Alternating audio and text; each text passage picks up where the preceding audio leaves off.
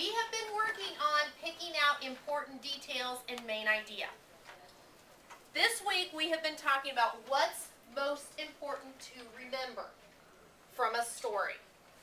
And what we're going to do today is we're going to take our story, Meet Rosina, that we've been reading in class, and we're going to try and find out what are some really important details that we would want someone who didn't know Rosina, what would we want them to remember about Rosina? What's super important?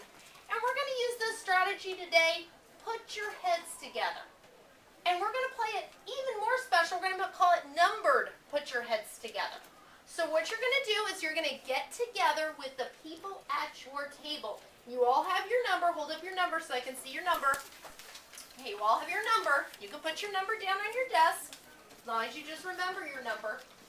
You're going to put your heads together with the people at your desk, at your table desk, and you're going to talk about that question. What would I want everybody to remember about Meet Rosina? What would I want them to think about when they're thinking about Rosina? What's the most important detail?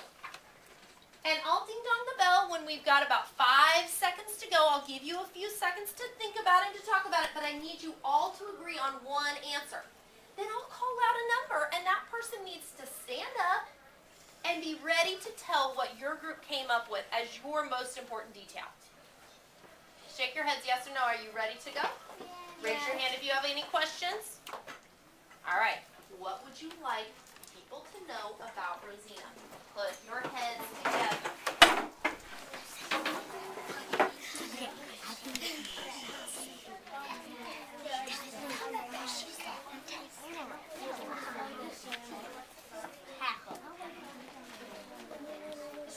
Mom puts my nose up her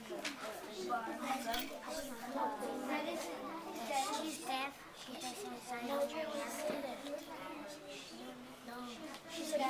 Thank you to those groups who found a seat when they already have their decision made. I'm dinging my bell so you know you have about 5 seconds to finish up.